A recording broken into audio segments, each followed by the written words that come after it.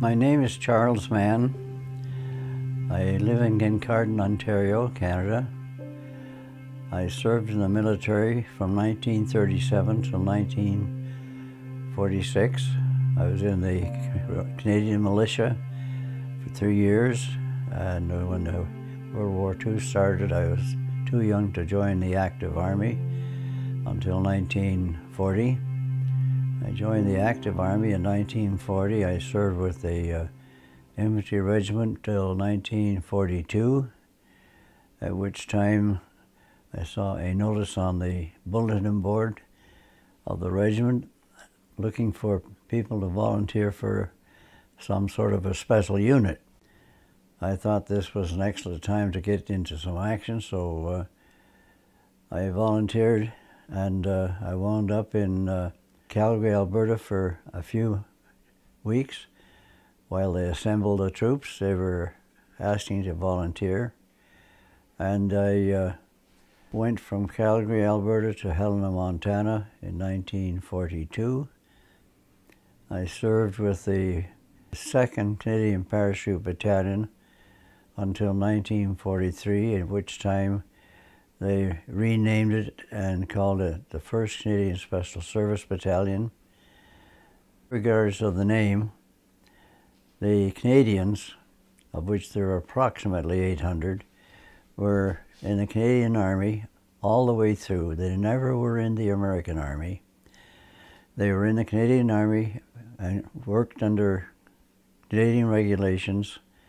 And basically, I think one way of explaining is the whole group of Canadians were seconded to the 1st Special Service Force, which was the name of an American Special Service unit. So that's how the Canadians got involved with the American Army, if you want to put it that way. The basic unit, the 1st Special Service Force, consisted of approximately 1,800 personnel, of which approximately 800 Canadians were combined with 1,000 Americans. So there was a combat unit of 1,800 supported by a service unit of about, I'm not too sure the number, I'll say up to 1,000, but I could be wrong. By mid-July, we were pretty well formed, but the training was rough and tough and fast. There were many, many aspects of the training of the 1st Special Service Force, and I'm sure in my memory I'll probably miss one or two, but they taught us how to jump out of aircraft. They taught us how to handle demolitions. In the case of the Canadians, we had to learn how to handle the American military equipment. And we had to learn unarmed combat, we had to learn skiing, and we had to learn mountain climbing. Between July and December, which is approximately 6 months, they whipped us into shape. We found out in due time that the purpose of the unit was to go into Norway and remove the hydroelectric power plants, which were in the process of making deuterium, otherwise known as heavy water, which is required for the operation of a nuclear power plant. And the Germans were heading down the road of making, or trying to make, an atomic bomb. The Norwegian government figured that if that happened, there would be more damage done to the Norwegian people than would be done to the power plants, because the enemy occupied Norway, and they would take it out on the people if something happened against their war effort. So we, the 1st Special Service Force, did not do that job. That was the purpose of building the 1st Special Service Force. So here we were in December of '43. Technically, I guess you could say almost out of work, but it didn't last long. They took us down to Virginia, Norfolk, to learn all about amphibious landing. So we were trained to get on and off troop ships into landing craft, and make landings on the beaches, and perform that type of work or training until we were reasonably good at it. As a matter of fact, the unit was complimented by the instructors at being very quick and very fast at doing what we were supposed to do, which was a pat in the back coming from another unit. Anyway, we were all ready for amphibious training, and we went to 40th and Allen. We picked up some more recruits from Canada, I believe, and they were trained as paratroopers and caught up with our training. And then all of a sudden we were on trains heading west. We couldn't figure out where we were going west, unless we were going to fight the Japanese, but we didn't really know until we wound up in San Francisco, and they put us on an island, I guess to keep us safe from the enemy. And we were there for a couple of weeks, and they loaded us on transports. In the meantime, of course, as always, the information did come out that we were going probably up to the Aleutian Islands to remove the Japanese. I personally, along with a number of us, landed on Amchitka, and we set up camp there, which was quite a job, because that whole island is almost all muskeg, about 2 feet deep. And when you're going to put a tent on it, you better get down to something solid. So we had quite a chore getting set up, but we did get set up. And on August the, I think it was August the 15th, 1943, we invaded the island of Kiska. The American Marines had already taken the Japanese off of the other island called Attu, and it had been a very rough fight for them. But they did it, and they got rid of them, and it was our job to remove them from Kiska. So on the 15th of August, we made an amphibious landing on Kiska using destroyers and rubber boats, and we paddled ashore to a so-called sandy beach. When we got to the shore, we found out the sandy beach was boulders, and we had to lift the boats out of the sea, carry them over the boulders, and put them into the Kiska Lake, I believe it's called, and paddle across the lake to a certain area where we landed again, went up the mountains and over the mountains and down the other side, and proceeded to invade the Japanese area, because we were told that they were in the southern part of the island. We got down there were no Japanese. They were gone. And the unfortunate part was that because of the troops that were involved in the invasion of Kiska, there were a number of them were killed by friendly fire. And if my memory is anywhere near right, I understand there's 27 or 28 Allied troops were injured, wounded, killed by their own personnel. It's understandable. It was pretty foggy. It was night work. And of course, everybody was pretty edgy. But the Japanese were gone, for which we were thankful for. So thus we were out of work again, if you want to put it that way. We did see a couple of the submarines that were left behind, and we did find out later the Japanese had evacuated Kiska a couple of weeks before we invaded, but no one knew about it. So it was a good practice invasion.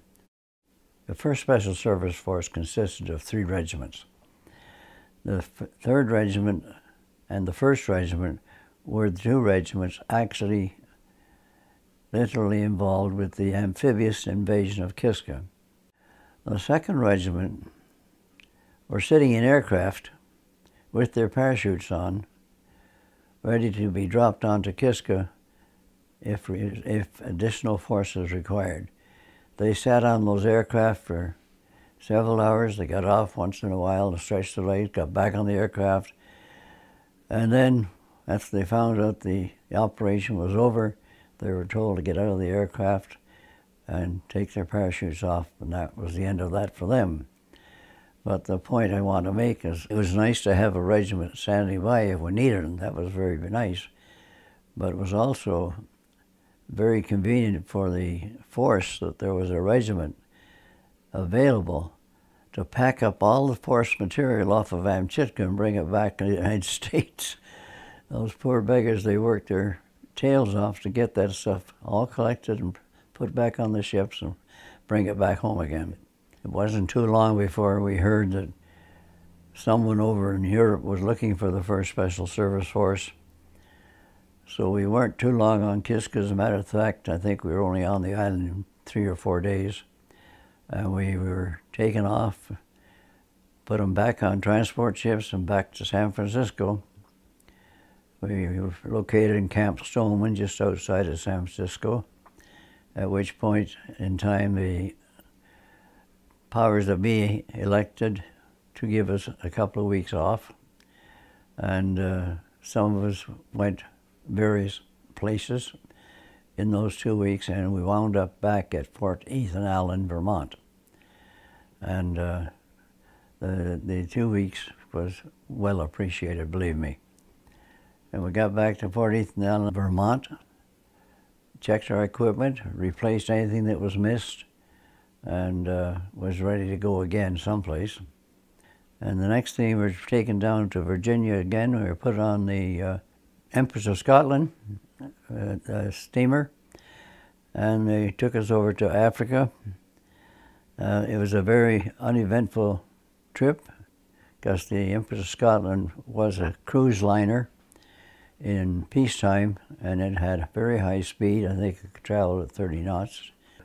No escorts. And one of the funny things that happened to me personally, and they wanted to have submarine watch personnel up on the tops of the ship while it was crossing the Atlantic, and they were put up there to keep an eye open for possible submarines. I was one of them, and I went up and put up on the top deck, and where I was supposed to be observing for submarines, which I did. Up on the top decks were a bunch of American lady military personnel. They call them WACs. And they were on the top deck of the ship. I don't know how many, there were a lot of them. And we had strict orders. We weren't to talk to them or mix with them. So that was fine, but one or two of them came over to where I was standing. They tried to set up a conversation and talk to me and so forth and so on. And along comes one of our majors. And he saw this, and he came over, and he soldier, he said, "You have orders not to fraternize with the young ladies." I said, "Yes, sir," but I was just answering questions. He said, "You are fraternizing. I'll have to take your name and put you on order." So he got his notepad out and a pencil, and he said, "What's your name?" I said, "Manser." So he wrote down Manser. They never did find Manser.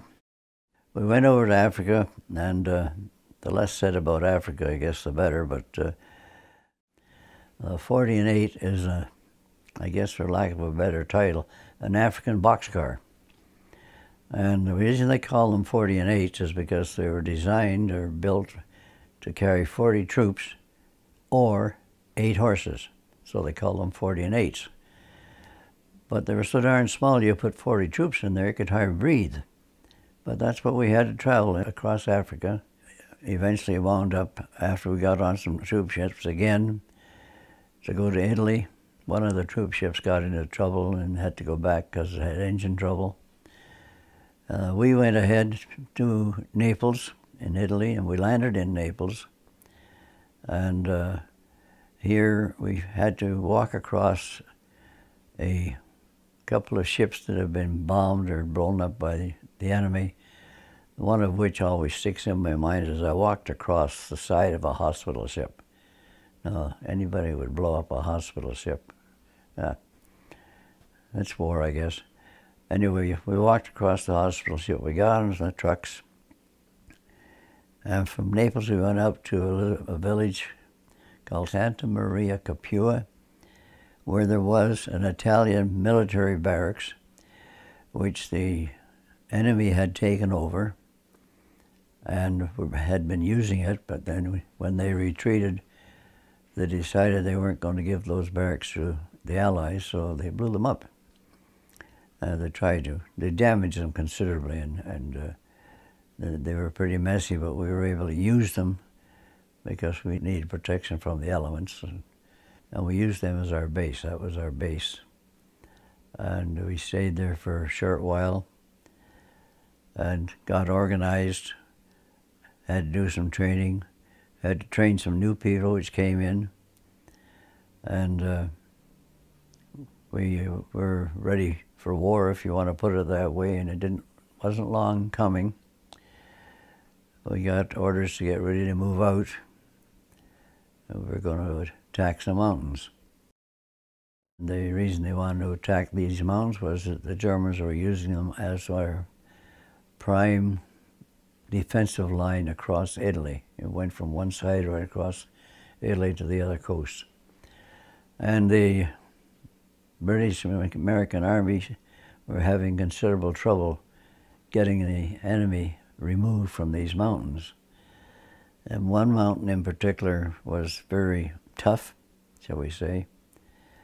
And apparently the story goes that General Frederick was asked if he thought our people could do this mountain. And it turned out to be a mountain by the name of La Defensa, which apparently turned out to be the key of the German line. So General Frederick, I guess he was still a colonel at that time. Yeah, he was.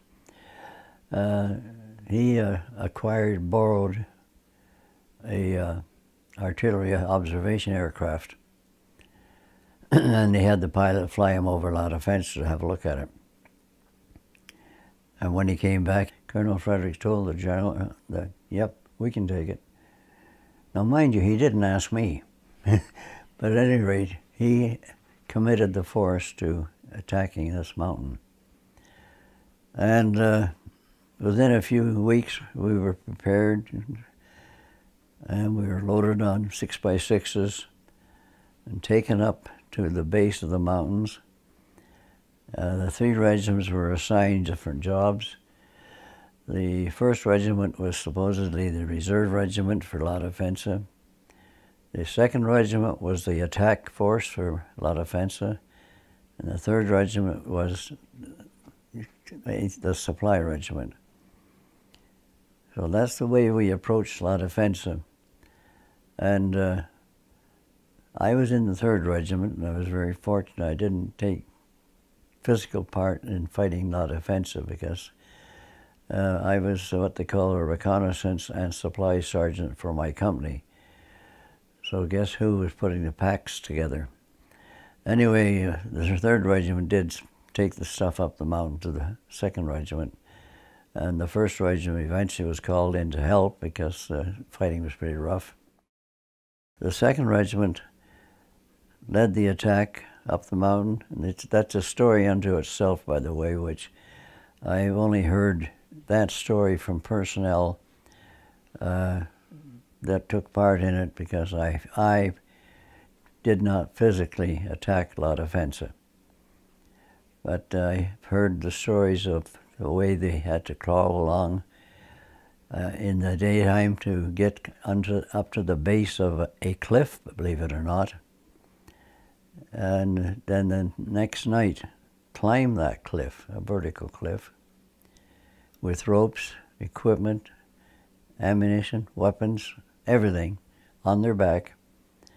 And I know one of my personal friends said when he got to the top, he literally had to take one hand to open the other hand because it was so cold. It had been almost frozen to the ropes as they were climbing up the cliff.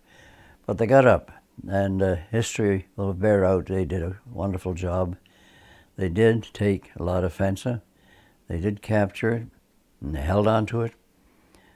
Then we had to go on further, and that's when my regiment got involved, and we had to take on a mountain by the name of Samucro, Maggio, I think the Italians call it Maio, but we used to call it Maggio, and 3rd Regiment had Maggio and Samucro to take, and that was rough. I know that I personally had everything I could wear on, and I had a few bits of things to spare, a couple of extra pair of socks, which I almost changed daily to try and keep my feet from freezing, because the sleet, the snow, and the rain, and the temperature was just unbelievable. And here we are sitting thousands of feet up on the top of the hills in this damn stuff, trying to push back an enemy and not get too hurt. Some of us did get hurt. I thank the good Lord myself that I fortunately was not damaged at all. The weather gave me a bad time. I lost a lot of friends up there. I can remember one incident where my company commander, Captain Diamond, through his command, a chap by the name of Jake Sear was put out on point duty to keep an eye that the Germans didn't creep up on us. And he got behind a big rock, and that's where he's supposed to stay and make sure that the Germans didn't creep up, and damned if he didn't stick his head out from behind the rock and they got him. That was one of the first casualties 4th Company, 3rd Regiment had. A chap by the name of Jake Sear. So we lost Jake. Anyway, the other side of the story is we captured the mountains. At one point in time, the 2nd Platoon of 4th Company, 3rd Regiment was able to look at Casino from the mountain they were on. They could see Casino, the monastery over there. And they were apparently on a position where the Germans were trying to force back on them. And they were trying to climb a so-called cliff, a bit of a cliff. And the platoons were dropping grenades over the cliff to keep them down. And they started to run out of grenades, so we had to go find some more. But we took the mountain, we took Samucro, we took Mayo, and a few others alongside, and by that time the 1st Special Service Force was pretty badly beaten up. There were a lot of killed and wounded, and it became quite evident that we should be relieved, and we eventually were relieved and went back to our base in Santa Maria Capua. But we had done the job that we've been asked to do. We had taken a lot of fence on a few other mountains that the enemy had held and driven them off the mountains, so that the way north towards Rome from Naples, Highway 6 and 7, essentially was more or less open to what it had been before the mountain attack. After going back to Santa Maria Capua, we re-equipped with our weapons, our clothing. We had a couple of USA units come in and entertain us. One I can remember was Joey Brown. I think maybe a lot of people know the name anyway, if they don't know him. He came in, and a few medals were awarded to some of our people by the general in charge. I've forgotten his name, unfortunately. And we had entertainment, and of course the good old USO had the coffee and donuts there, so to speak, and we enjoyed them, and we had 2, 3, 4 weeks rest. We received a group of replacements to make up for our losses. They had to be trained in our method of fighting and our weapons, because some of them were more Canadians, They had to be trained on things like the bazooka because they had never seen a bazooka before. Unfortunately, there was a couple of them hurt with the bazooka.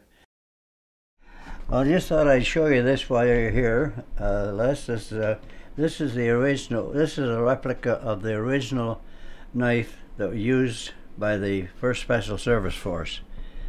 You notice the ridges here for your thumb, like so, and also the end for the back end work, and then of course the blade is very, very, very sharp. Now this is the case that it lives in, and years later one of my friends came along and said he wanted to do something, make a new knife for one of the local regiments in Canada. So he looked at this and he took down some notes and made some measurements, and he designed this knife, which you now see me picking up. And you notice it's a little heavier than mine. It's in fact quite a bit heavier. And the point I want to point out, you notice the blade. You see the blade, the shape of the blade here? This knife will not break easily. It's a hard steel knife, and it's got the smasher on the back end also. But this one has been just released, and it was built and designed for the Princess Pat's Light Infantry, and it's called a V100, whereas the original knife is called the V42. And you can see the difference in the blade here on the box. Compare the blade with this one, and you can compare it also with the two of them side by side. With the new knife is the fact that one of the problems we had with ours, the tip would break off fairly easily. But this one here, the tip will not break off easy. And that's the new knife that's being used by the regiment in Edmonton, Alberta, the PPCLI, Princess Patricia Louise Infantry. The training went on, and for a while, then all of a sudden rumors came down that we were going to be on the move again. So sure enough, we were. They needed help on the Anzio beachhead. The Allies had elected to make an invasion in the area of Nettuno and Anzio and try and cut off the enemy retreat coming up from Italy towards Rome. And Highway 6 and 7 were the two prime highways. And it is my understanding that the Allied command thought if they could make an invasion behind the enemy lines and cut those highways off, they could probably save a lot of lives by trapping a bunch of enemy and taking them prisoner. It didn't work. The powers that be either did not know or were not informed, but it's my understanding that the enemy had several regiments up around Florence in Italy, which was north of Rome. And when the Allied invaded Anzio, these spare regiments, I'll call them spare because they were, I guess they were reserve, were brought down in a hurry, and of course they trapped the Allied force on the beachhead. And they couldn't fight their way out any further than they did. Matter of fact, there's several times they were almost pushed back off the beachhead. But we stayed on, and we stayed there for 99 days.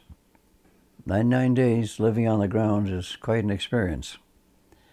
All the 1st Special Service Force had been called in by the Army commanders to replace a group of regiments which had been decimated by the enemy. And of course they needed replacements in a hurry, and here's the Special Service Force just back off the mountains. And we got the job of replacing those battalions. And as I said, we were there for about 99 days. We covered up to 15 miles, of the front line from the ocean.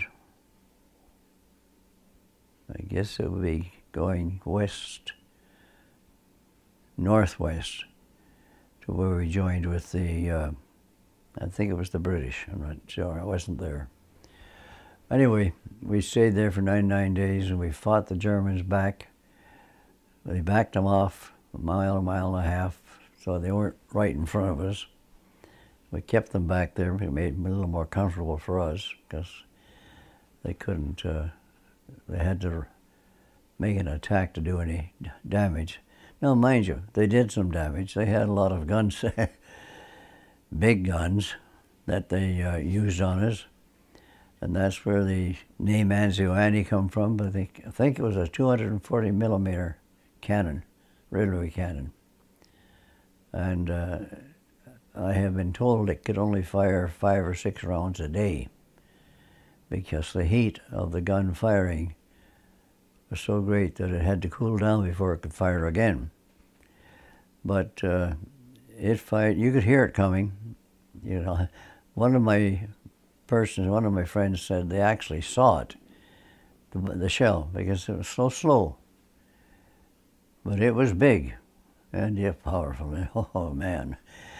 Anyway, it gave us a bad time once in a while, and the Air Force tried to knock it out, but the Germans had it pulled back into a mountain cave or someplace, and that weapon is now in America, fully recovered, fully rebuilt, on display. I'm not too sure where it is, but it's there, and it is huge. It's a railway cannon, and it was huge. Gave us a bad time. And the enemy tried to give us a bad time too. They knocked us, our CP, command post for my company, and the company headquarters was located in a farmhouse. And I guess the enemy thought that wasn't a very nice place for their enemy to be in, so they blew it up, knocked us out of it. I have been told I was one of the last people coming out, and they came out in a ball of fire. And they jumped out the window. We didn't use the house anymore. It wasn't much left of it. We had to go move into the ground, which we did. And if you look in our history book written by Burns, there's a picture of the Anzio beachhead. And when you look at that picture, I can show you in the picture where 4th Company, 3rd Regiment had their company headquarters, and I had my foxhole. I can show you that.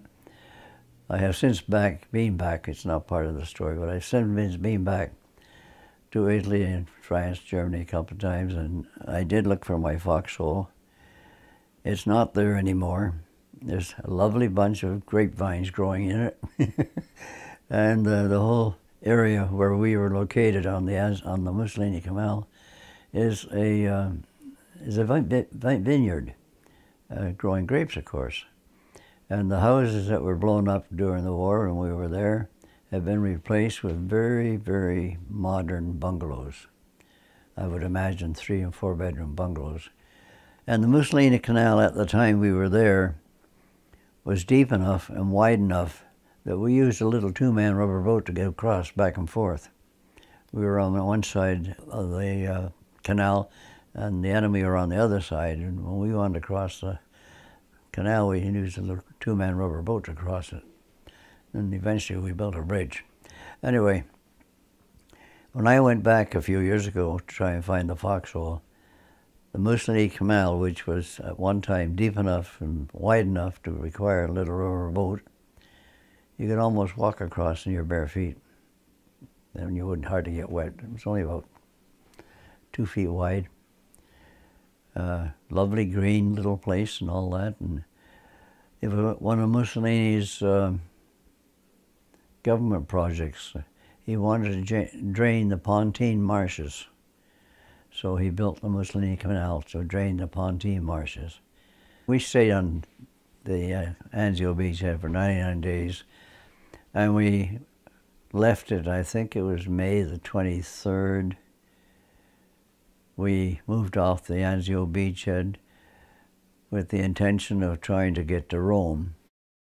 In the meantime, the Germans, the enemy, were making big tracks with their equipment to get it back to Rome or further before it got trapped south of Rome. But we did eventually cut the road off, but the Germans had slipped through. And we moved off the beachhead and we went to several little towns and villages and made sure the enemy were gone. In some places they gave us a rough time. They had tanks which they didn't mind using just to shoot down one person if they could see him. Made our way going up northwest. We're heading for Rome. We went through several villages which we captured or drove the enemy out of. A couple of places were pretty rough. Artina was a pretty rough spot.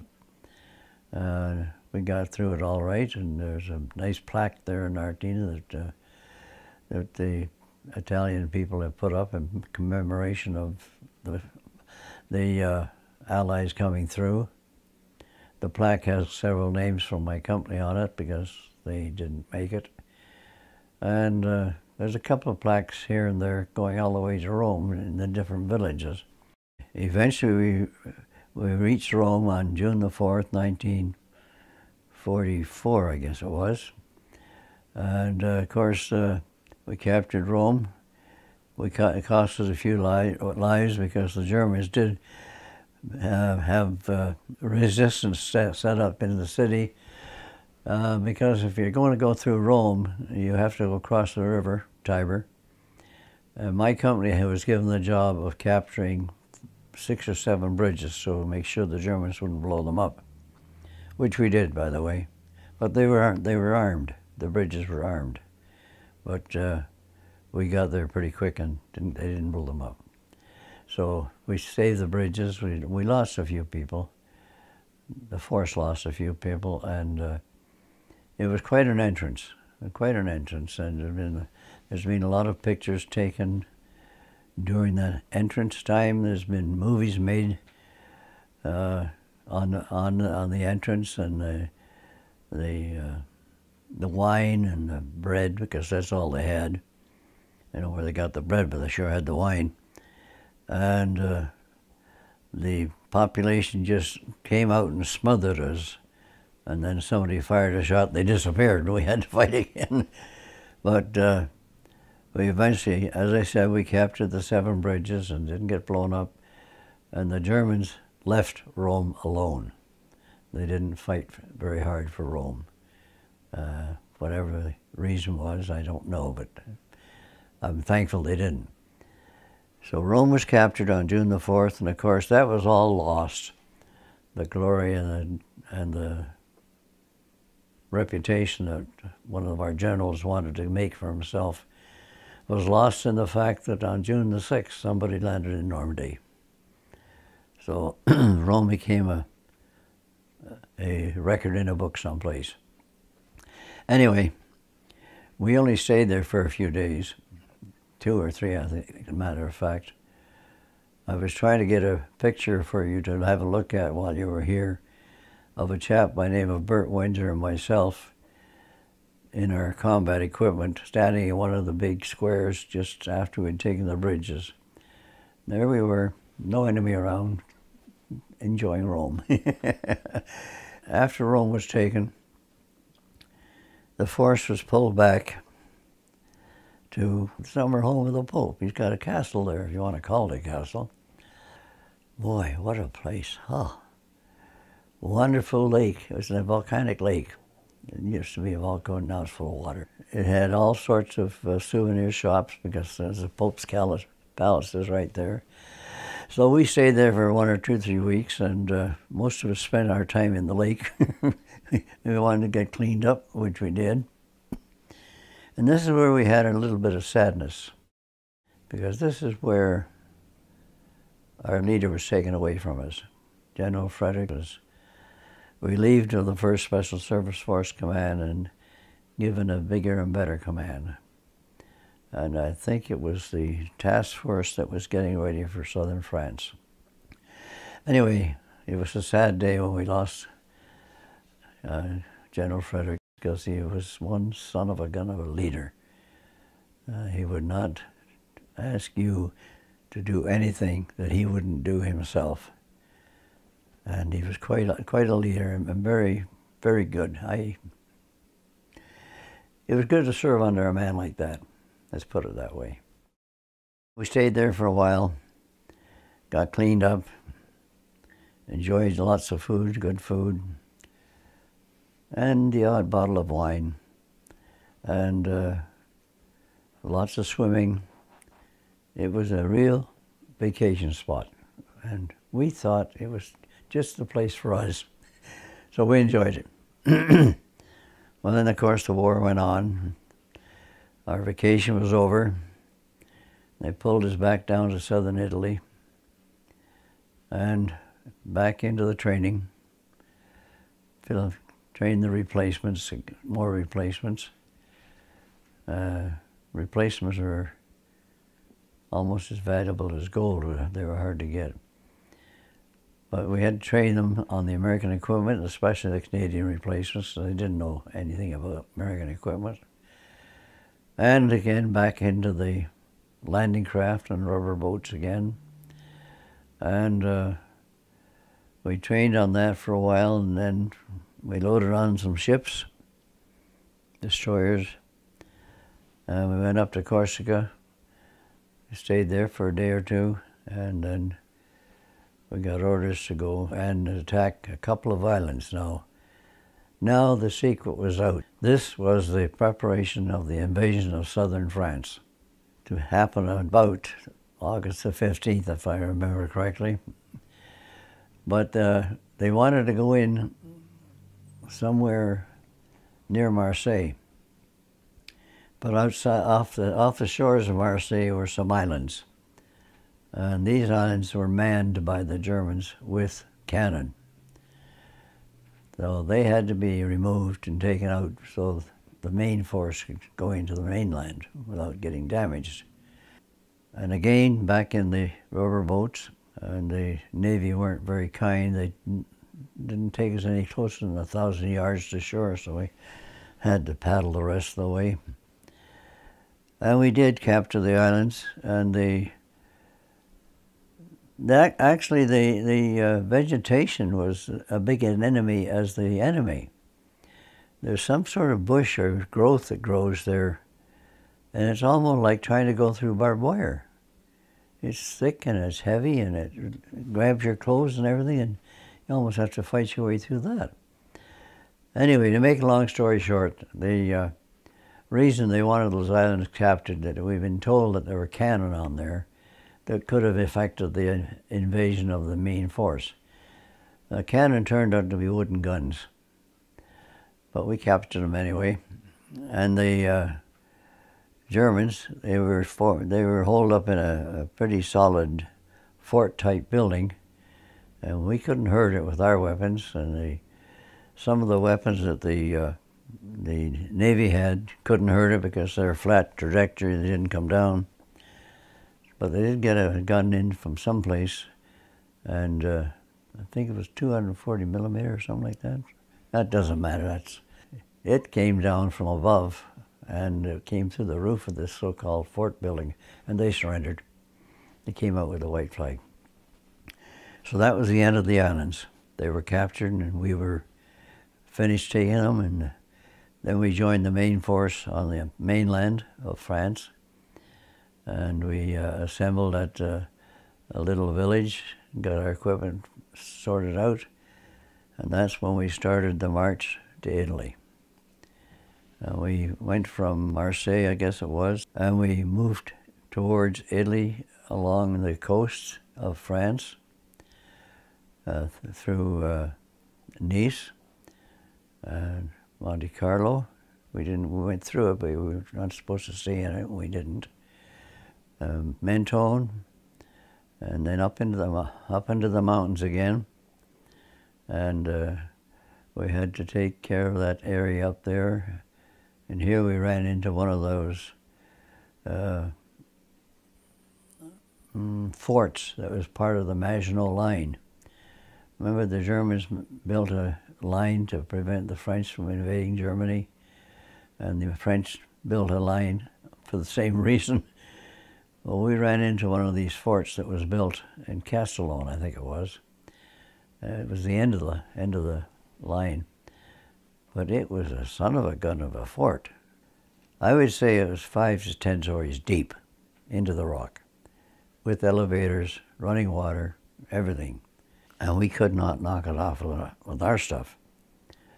So eventually we called in the Navy, and they dropped 1 or 2 shells on it. That didn't hurt it very much. And I've forgotten how that was knocked out now, but it did get knocked out. But in the meantime, of course, here we are sitting up in the mountains again, and the enemy is on the other side of the valley. And we're back to our old game of night patrols, which several of us went on, including myself. And it was kind of cute, these night patrols, because we were on a mountain here, and they were on a mountain over there, and the valley in between. And in order to get to them, we had to go down off the mountain, down the valley, and back up again. Well, it was fortunate that we made friends with some French people who had the farm around the valley. So we went down the valley and made friends, well. And then we went into their barn. We sat down and had a couple of smokes and a couple of drinks of liquid, whatever was available.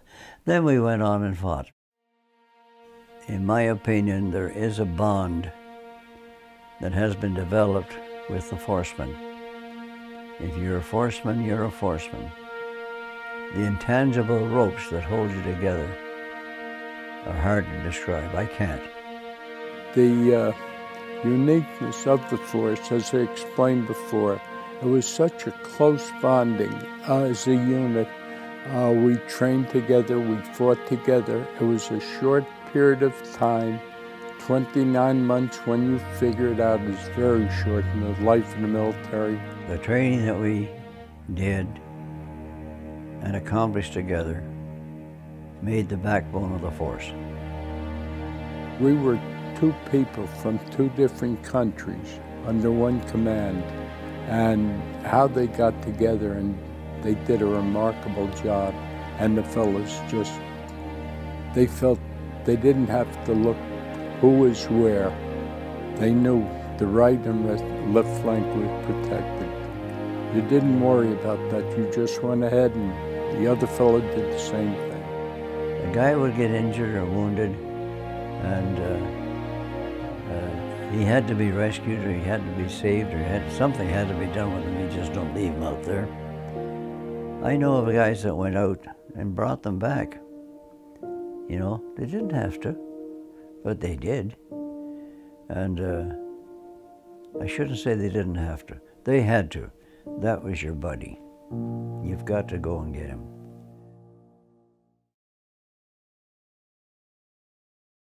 It has surprised me how long this problem has been unknown. We've been through 2 world wars.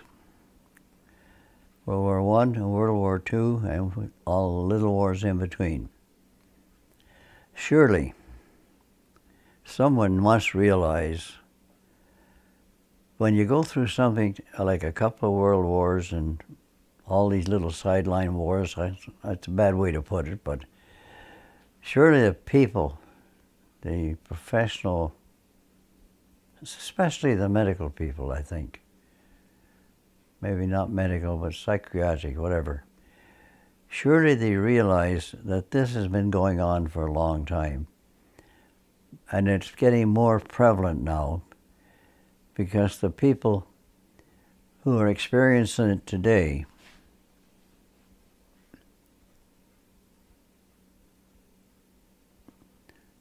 are more knowledgeable. That may be a hard thing to say, but when you talk about shell shock from World War I, isn't that the same as we're having today out of all these wars? Is that not the same? In my mind, I think it is. And I'm not a doctor, but I had a father and a brother who fought World War I. My dad got wounded, never said a word to me about it. I got the shrapnel upstairs in the drawer from it came out of his shoulder. My brother, I almost lost him. He was gassed. They found him up against a tree, almost dead. He never, ever mentioned war to me at all in all my life. Never. But it was there. Something was there. I think what I'm trying to say is we don't learn very fast. And when we learn, we don't really hold on to it sometimes, because all those people in World War I that got shell-shocked and gassed, surely out of all those people, they had the same thing as they're getting today out of today's war. They call it P what? PTSD. They call it PTSD today. Well, that's really a mental thing, I believe. I could be wrong, but really, but when you compare that to something like a person who's shell-shocked, don't you not think he's got a mental problem too? I mean, I'm not a medical person, and I'm offering my thoughts for what they're worth. But it seems to me that we are learning very slowly what PTSD is, and we're paying very dearly for it too. Because recently, if my memory's right, wasn't there 5 or 6 troops killed themselves just recently in Petawawa? Now that's very unusual, but it does happen. But why? I can't answer. I know that there are times when I wonder why I'm here, but I am. Talking about a thing like that reminds me of a situation on the Anzio beachhead, I think it was, where one of our boys got blown up in a minefield. And he was brought into the company headquarters. And I was supposed to go and check his identification tags. And it was one of the things I'll never forget. I went out, it was in the dark. Identification tags are normally worn around the neck. So I was in the dark and I was feeling around trying to find these darn tags, and all I could get was a mess. So I gave up. And I went out in the daytime, in the daylight. The body was a long way on the stretcher. What I was feeling was the torso here. There were no tags down there. It was blown apart. I never did find him. I'll never forget that. I'll never forget that. I haven't met anybody yet that shows any signs of that, but I may someday. But something should be recognized by the people that are empowered to do things, that we do have a problem that's rearing its ugly head because of some lack of reasoning, some lack of understanding. I can't answer the question. Okay. I do know that I know, and I've met people who have been shell-shocked. And I have a friend right now, and this is not a story. He's in the hospital right now with pneumonia. He's in the second week. In the first week, it took 3 people every night to keep him in bed because he fought the war all over again. He was telling these people, he was talking about the little girl who tried to go into the tunnel to save her life. He says, "Come on, girl." He says, "Get in here. I'll save your life." And that's happened in the last 3 weeks, my friend. And that's from World War I. No, World War II. I'm not mentioning any names, but I'm telling you it's the truth. It's a fact. It happened 2 weeks ago. And I know of other cases where some people blow up. Why did they blow up? I don't know. No, we don't understand. I know I'm the older generation, but boy, the younger generation doesn't understand at all. I mean, you take 30 guys 35 years of age, maybe 12, 15 years in the service, killing themselves? Something's wrong. It's getting to them. We were getting to the point where we were short of manpower, and a lot of us were getting hurt and had been hurt. And they pulled us back and relieved us. They took us back to the base camp, and they made the announcement they were going to break us up. And they did. December 5th, they brought us all back to Villanova Bay, and the force was disbanded.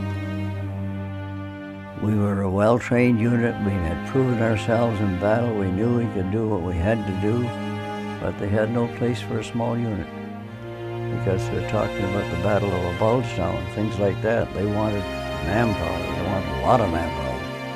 And little units were not much value. They assembled the unit on the plains, and they announced the force was going to be disbanded. They folded up the flags. The flags are out in display, of course. And they folded them all up and put them in the case, and that was goodbye flags.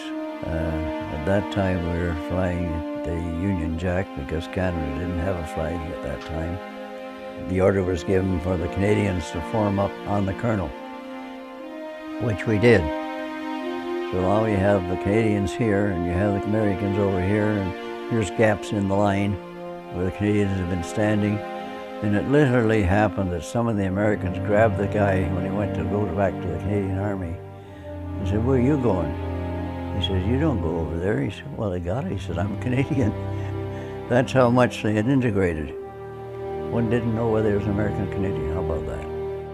The Canadians did march off in style, the best they could.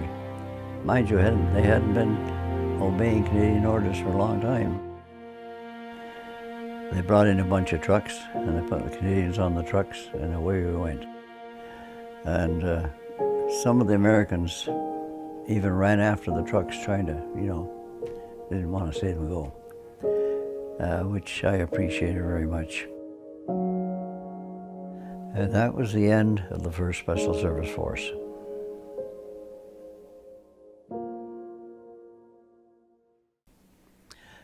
The end of me, I wound up in Britain for a year as an instructor. I stayed there for a year, and then I decided, well, I better go home. I didn't have much at home to drag me back there. My family were all getting old, like me. But I did go home. I came back to Canada in May 1946.